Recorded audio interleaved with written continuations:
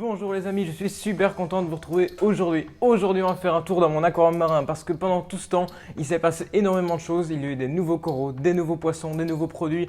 Il y a eu énormément de nouveautés. Donc j'espère que ça va vous plaire. On va faire le tour de toutes ces nouveautés aujourd'hui, mais aussi des galères que j'ai eues récemment. J'espère que ça va vous plaire. On démarre tout de suite dans cette vidéo. C'est parti!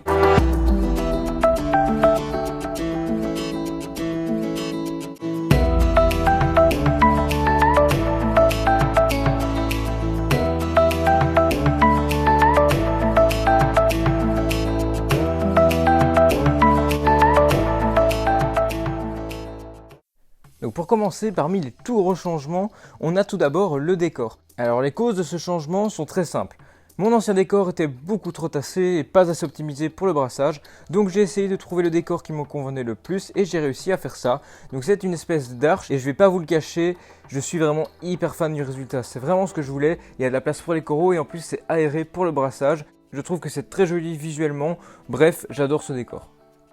Au niveau du vivant, j'ai toujours mon couple de clowns, ils sont assez bien ensemble et on peut voir maintenant que les sexes sont bien distincts. Donc le plus gros des deux c'est la femelle et le plus petit c'est bien évidemment le mâle.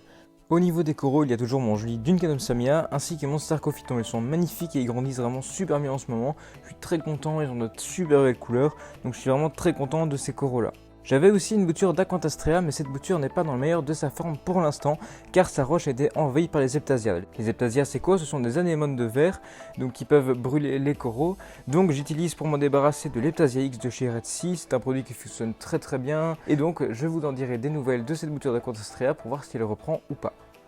Donc au niveau des nouvelles introductions, vous avez pu le voir, j'ai ramené 4 poches, et dans ces 4 poches, il y avait 3 coraux et 1 poisson.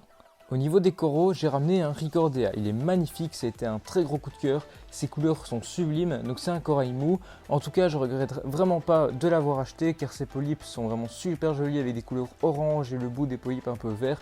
C'est juste sublime, c'est très fluorescent, donc c'est ce que je cherche à mettre dans mon aquarium. Ce sont des coraux avec des couleurs assez peps et assez vives, qui se voient assez loin et qui attirent l'attention dans l'aquarium.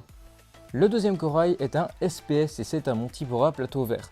Je l'ai payé pas grand chose, je pense aux alentours de 5 € la bouture. Je suis très satisfait du prix et aussi de la bouture qui est magnifique. Il est très joli, il est très vert et ça apporte encore une fois une belle touche de couleur à l'aquarium. Et j'adore la forme de ces coraux qui font des espèces de plateaux, donc c'est vraiment ce que je cherche aussi à mettre, c'est des coraux de différentes formes pour vraiment apporter une variation au niveau du décor dans l'aquarium. Et enfin, le dernier corail, c'est vraiment mon corail préféré pour l'instant, il est magnifique, je le trouve vraiment sublime, c'est un Blastomusa. Je trouve ces coraux juste magnifiques, que ce soit la forme, la couleur, etc. ils sont juste magnifiques. Ces gros disques bleus avec le contour mauve, c'est juste magnifique. Il y a quand même quelques couleurs qui peuvent changer d'un individu à l'autre, mais celui que j'ai, cette petite bouture, je le trouve juste sublime. Au niveau du nouveau poisson, j'ai ramené une Essenus bicolore. A la base, c'était pas prévu que je ramène une Essenus de cette coloration-ci, mais Histoire d'eau n'avait plus que celle-ci, car il faut savoir en fait qu'il existe plusieurs couleurs, comme les Midas qui sont toutes jaunes, etc. Mais rassurez-vous, je suis aussi hyper content d'avoir cette bicolore. Les bicolores sont très sympas, c'est juste qu'on les voit un peu trop souvent, je pense, et que j'aurais pu vous montrer une autre coloration, mais quand j'ai voulu ramener une Essenus, il n'y avait plus la couleur que j'avais envie de prendre. Ce genre de poisson a un comportement de dingue et en plus c'est très rigolo à regarder. Dans un premier temps, lors de son introduction, elle va surtout s'occuper à creuser un trou ou du moins à trouver les petites cavités qui lui conviennent le plus. Pour ma part, elle a plusieurs repères, mais qui sont situés sur la même roche. Pour l'instant, à chaque fois que je m'approche de l'aquarium, elle file vite dans son trou. Vous l'avez compris, c'est un poisson craintif et en plus c'est pas très facile à filmer, je vous montre ça en image.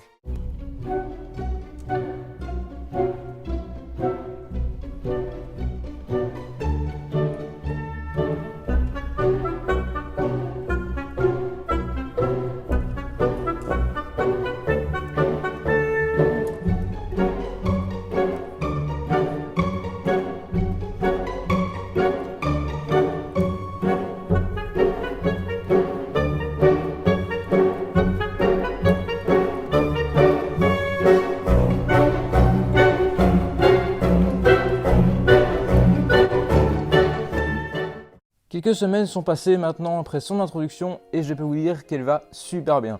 Elle est en pleine forme et maintenant elle commence à s'habituer à me voir, donc elle ne file plus dans son trou quand je m'approche de l'aquarium. C'est plus simple à filmer. D'ailleurs, petit fait amusant qui s'est produit, j'ai retrouvé à plusieurs reprises mon Estinus à être posé sur mon Sarcophyton, mon joli Sarcophyton, et il s'amuse à observer tout et n'importe quoi, donc tout ce qui bouge autour de l'aquarium, etc., etc.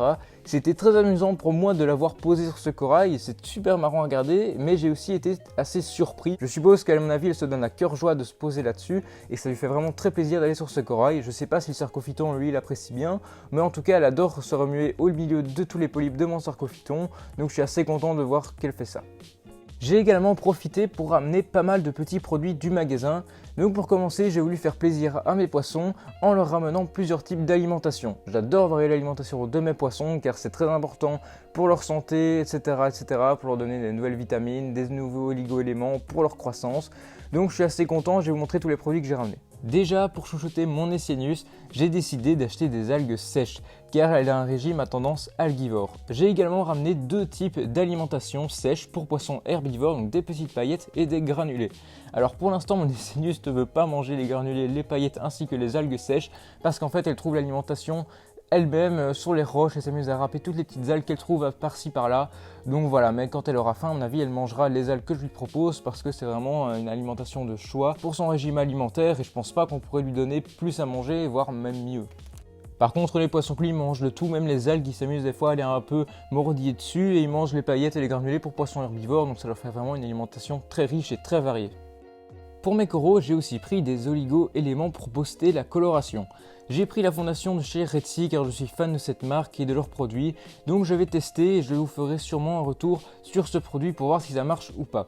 Il faut savoir qu'il faut fournir pas mal d'oligo-éléments comme de l'iode ou du potassium pour les coraux pour leur donner des couleurs assez vives et assez peps, sinon sur le temps ils peuvent perdre leur couleur ou alors les couleurs peuvent devenir un peu plus pâles. Donc j'ai ramené aussi de la nourriture congelée, donc des artémias avec de la spiruline cette fois-ci. Je vais tester pour voir si ça fonctionne bien, pour mes poissons clowns, etc. pour donner de temps en temps à mes coraux et je vais voir s'ils aiment bien ou pas.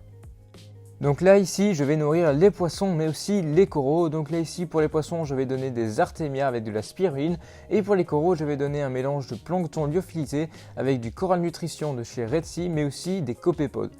Donc installez-vous tranquillement dans votre canapé et profitez bien.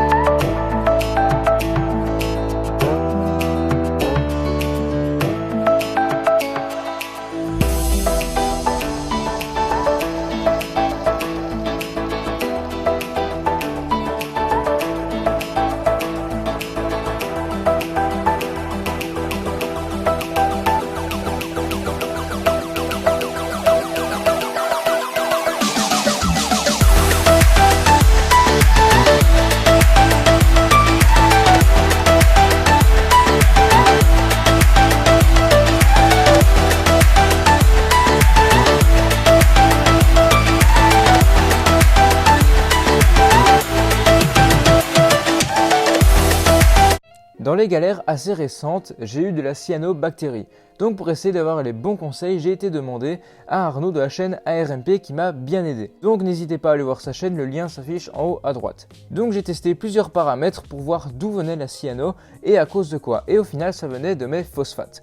Donc à partir du moment que j'ai identifié la cause du problème, il ne me restait plus qu'à la combattre avec de la résine antiphosphate. Comme par hasard, après 2 semaines, toutes les cyanos avaient disparu. Je vous avoue que j'ai été quand même assez content de m'en débarrasser car ça faisait quand même pas mal de semaines que j'étais envahi par ces cyanobactéries. Mon aquarium est de nouveau magnifique comme avant donc je suis très content. Donc voilà, c'est la fin de cette vidéo update sur mon Reefer 170. J'espère que ça vous aura plu en sachant que bientôt il y aura déjà une nouvelle vidéo sur mon Reefer, car à l'heure où je tourne cette vidéo, j'ai reçu des nouveaux coraux et des nouveaux vivants. Donc encore une occasion de se retrouver pour une nouvelle vidéo Reefer. En attendant, moi j'espère que cette vidéo vous aura plu. Je vous dis à très vite et à la prochaine autre vidéo. Allez, ciao!